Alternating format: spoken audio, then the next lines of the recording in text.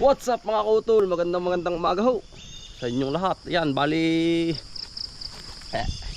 talagang mga kautol ay medyo ano tayo, anong tawag dun? Inuubo mga kautol. Sa sama ng panahon pati mga kautol, ulan init din sa amin lugar. Parang tayo pungang-pungang mga kautol, sipon at ubo. Yan, bali ay yung aking anak ay hindi mo na po ako naratig at abay, baka ako madalay ng kupa. Mahirap na ho. At kami rin ho ang mag-aabit kung sakali. Kaya iwas ho kami ng separate muna ng ng higaan. Bali, kumusta ho kayo lahat mga kautol? Ako naman mga kautol ay kawag ganito sinisipon. At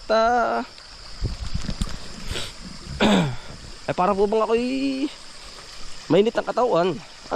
Pero pinagbawalan muna ako ng asawa ko na magligo.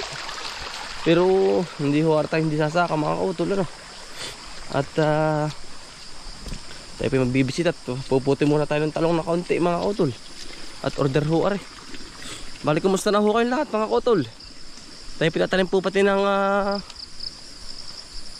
sili. Hinihintay ko lang. Ayan mga kautol, tayo pinadili na. Bago tayo magtanim doon ng sili, titingnan muna doon ating mga halaman dito. Kasi yung silihan doon nasa kabila ho Kasi yung sili natin, tigkabilaan na tayo. Meron tayo dito. Meron kami sa likod. Meron ako dito mga kautol. Itong talong ko naman mga kautol, ipalipas na. At simula nung na-pruning ko ay bali, ang nakuha ko ay nasa 15 na harvest po ako. Yun ho ay walang spray, walang anong chemical na nilagay natin dito.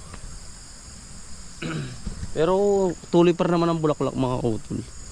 Pero sa tingin ko, ako nag-observe ako na wala na to. Siguro ay kasi nagtag-ulan na pati. Kasi panlulad lang ito mga kautol. Pero mapipili pa naman po kahit pa paano. Kaya nga lang ay hindi nakagandahan. Yan, mga ganito pa naman May mga quality pa na natitira.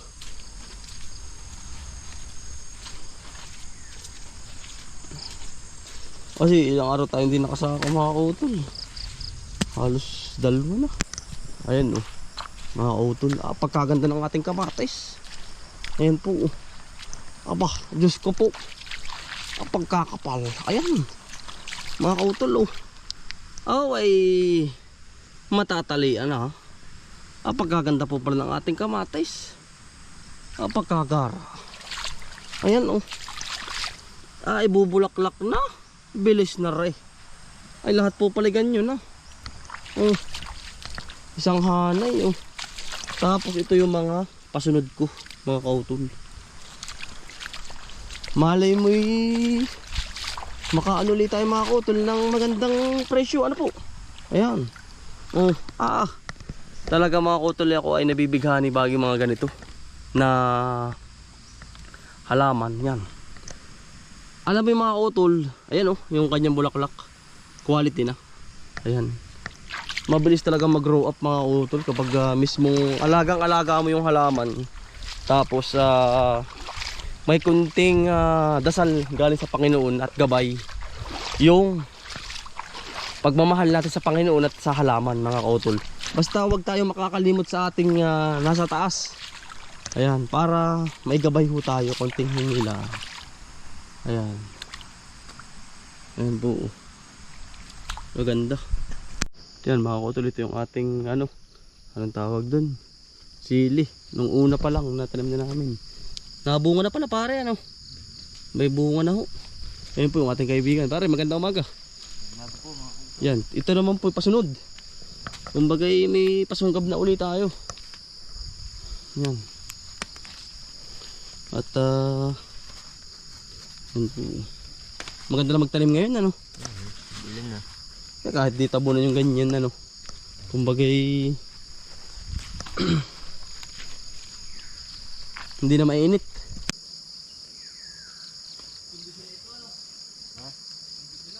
Oo.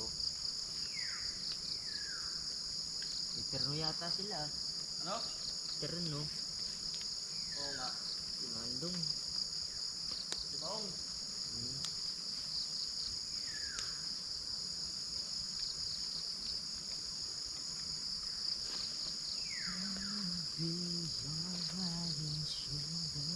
Kapag naman yung ganitong ako sinisipat inuubos, mas gusto ko pa yung trabaho pare.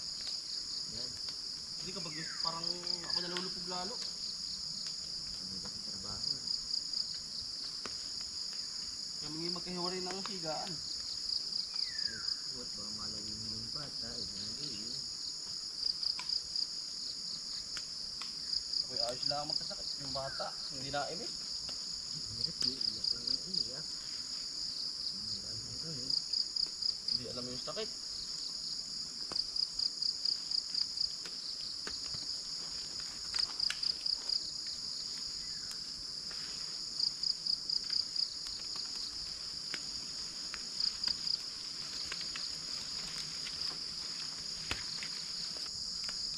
Miro to. Pati isa. Alin? Are. Abot ng ano yung papasok ng December yan. Aha. Wala na? Siguradong pasok yan. Wala na, nakulak na.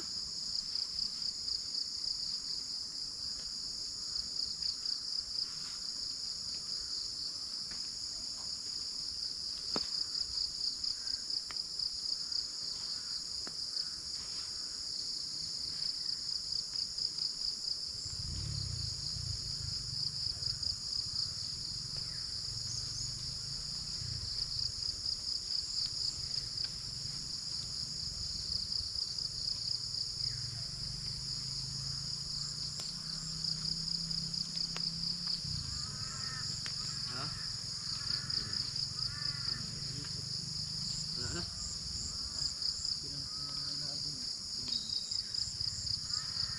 Ganda no?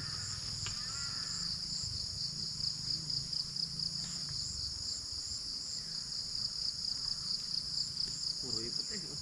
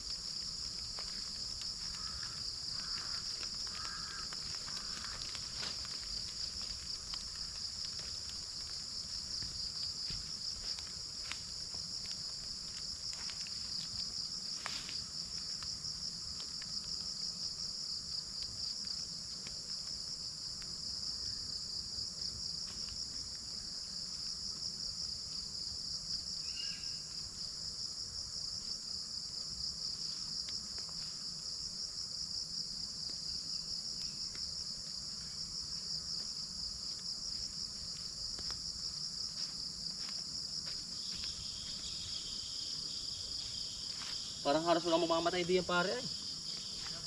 Halos walang mamamatay sa ganyan, bakit ganyan na ulan? Wala akong mamamatay na tanim. Ano?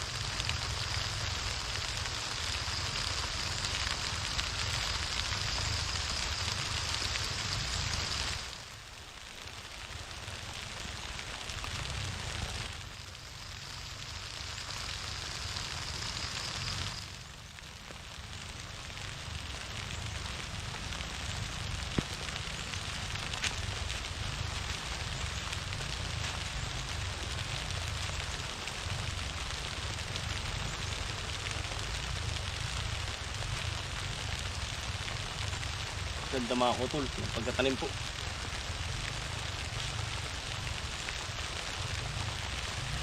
Kuwetib.